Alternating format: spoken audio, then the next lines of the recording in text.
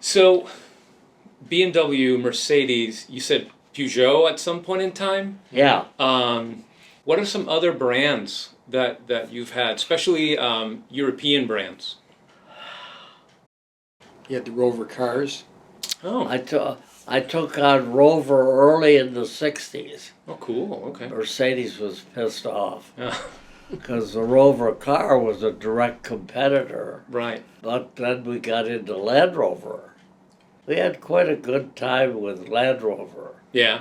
We established them in Chicago, and we started a Land Rover club, a la Alfa Romeo. Mm-hmm. I always tried to associate the club because in those days you were kind of an oddball when you had a foreign car. So you brought up Alfa Romeo. So when did Alfa Romeo enter the picture for you or for the dealership? Well, Larry and I talked like this morning, Mhm. and I think I realized we all fell in love with an engine. That was it, because what was everything in the early 60s or late 50s? Push rods. Right. Here we had overhead cams, 2 overhead cams, Right. and an all-alloy engine. And that's really what I think a lot of us fell in love. The styling wasn't bad either.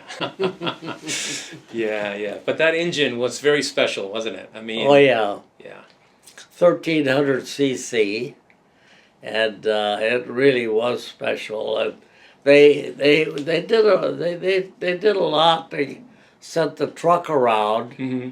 with all the stuff to teach you and tell you all about the engine, you know. So Alfa Romeo basically came over here and made sure that people were representing the products correctly, were educated on them, Yeah, knew how yeah. to speak about them. And, When they introduced the Duetto, they had a big party on the Andrea Doria, the Luxury boat. liner. Right, the big boat, Yeah.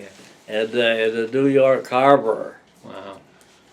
And it got to be a big event for the few dealers that were around at that time. Right. You know, one of the main reasons why I really wanted to interview you, why we wanted to interview you, is because the convention this year, the 2025 National Convention, and you know how every convention has a title or a name? Well, the title for this convention is Where It All Began. And you know very well that AROC began here in Chicago. And we used to have meetings at my house. Wow. And there was one annual meeting, and I don't remember the date, Mm-hmm. but it was in the very early 60s. Mm-hmm. I was president, and I can't think of his name, but he's a big guy for writing books. He's written a lot of books on Alfa, and he was very thick with the Mercedes people. So he was a speaker. Anyway, he was a speaker at our first meeting, which we had down in Hinsdale, at a little restaurant down there. And my wife got pissed off because it got to be 2 in the morning. And got to be, not very nice. I was in the doghouse. Oh, no. Oh, I think it was about in the early 60s. gotcha. Like 60, 61, 62, something in there. So the group of people that started the club, right? I've heard rumors, and I'm curious what your opinion is. Why did the Alfa Romeo Owners Club start? Do you know the reason why? Well, we go back to what we talked about a few minutes ago. We all fell in love with an engine. The engine. And the styling. Yeah. You know, you take a look at an MG, and then took a little at a Giulietta. No question that the Giulietta was Pininfarina, and was a much nicer looking car, you know. Yeah, oh, for sure. Yeah, absolutely beautiful. You know, when I've asked a few people in the early days of the club, what was one of the reasons why the club started, and a few people have said because a bunch of guys needed to get together to figure out how to start their Alfa Romeos in the winter, because it was apparently hard to get them to start in the winter. I don't know if that's true or not, but that's a rumor that I heard. Yeah, well, that was merely one instance. You know, they had the battery was in the trunk, Right. and there was a lot of line loss, and of course, then in our weather, all you did was go click, click, click. You know. Right. And So it is true. There is some truth to there was that. some truth to that. Interesting. And of course, when you had an Alfa, there were a lot of Porsches around already, you know. But you had an Alfa, you were kind of unusual. So let's talk a little bit about early Alfa Romeo Owners Club meetings, right, that happened at your house. If you don't mind sharing just a couple memories that you might remember from early meetings. Well, the early meetings were kind of just a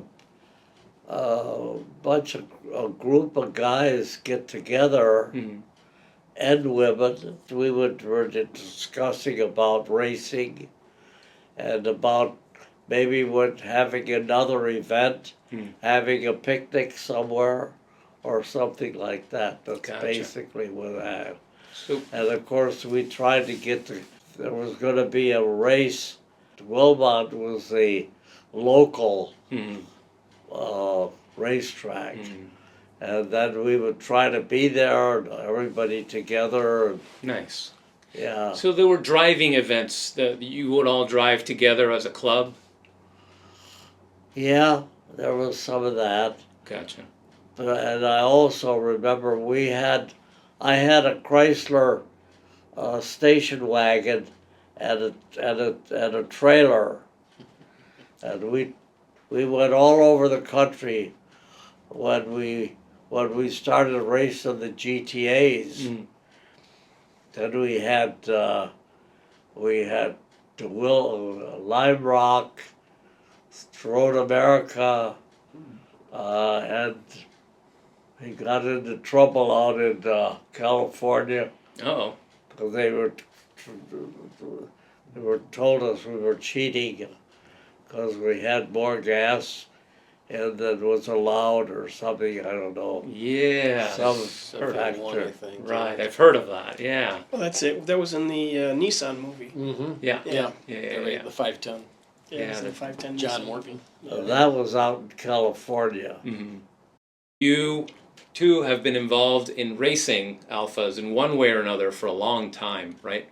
How did that all start specifically? Racing Alfa Romeos. I got into big trouble with my father. Oh. What happened was a guy by the name of Vince DeCerio, I'll never forget it. He said, I got to tell you about something. Our company, the B.F. Brown Company, furnishes food for construction companies that are working in Australia or Africa or something like that. That's our business. And so he said, I've just come back from Australia. Bill, there's a guy over there that I want to talk to about him. He's a really wonderful, wonderful mechanic and technician. And his name is Horst Kwech. And I'd like to bring him over this country. But the law in Australia says he must have a job. He said, I don't want you to have to hire him. You don't know him, I do and you don't.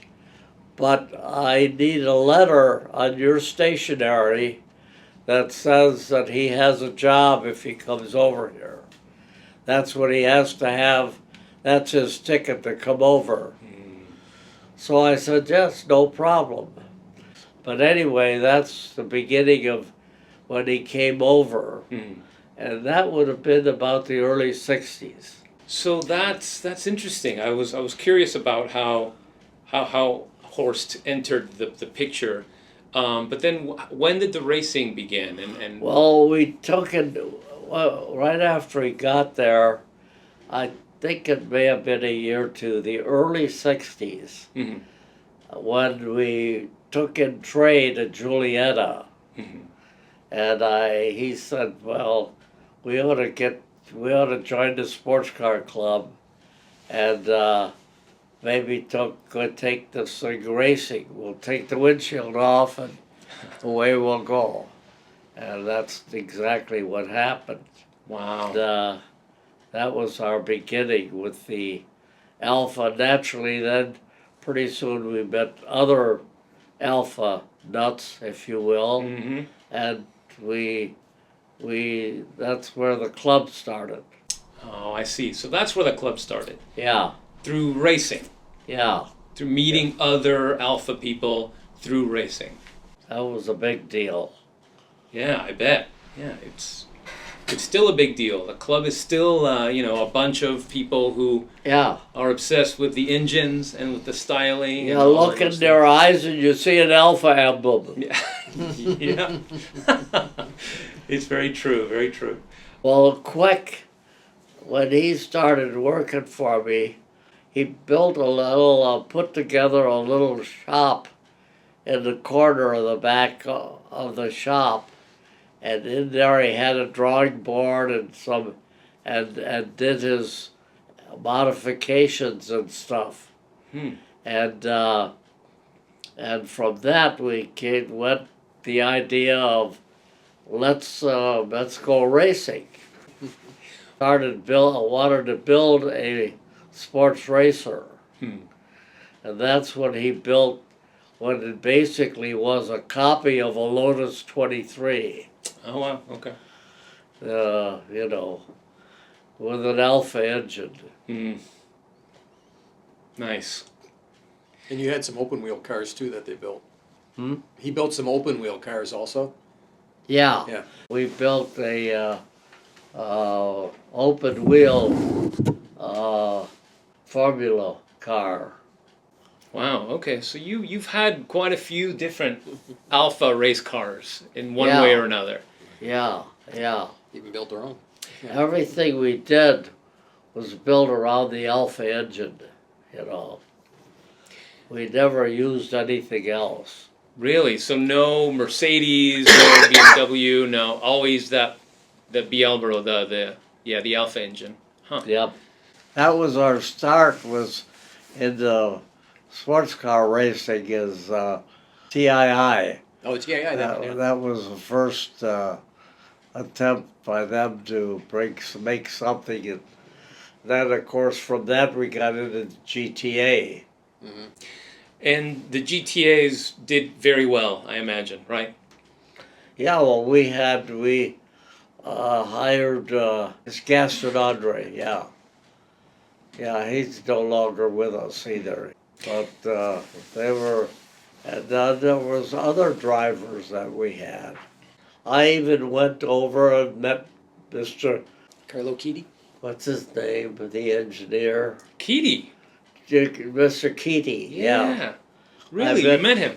I met Keaty on a later trip when we were a Ferrari dealer. We even met Enzo. Hmm. We were over there on a visit.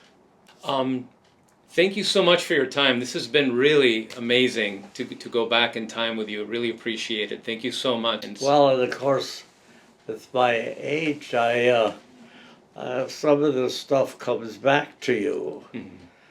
If you think about it, it's buried back there somewhere. I'm kind of unusual because God has given me long life. I thank Him for it every night. Yeah. Well, we For certainly my appreciate long it. life and my good health. Are you going to register for this year? We need you to be there. We're inviting you to the Yeah. to the banquet. Oh in yeah, Stillgate. I'm going to be there. Yeah, I'll be there.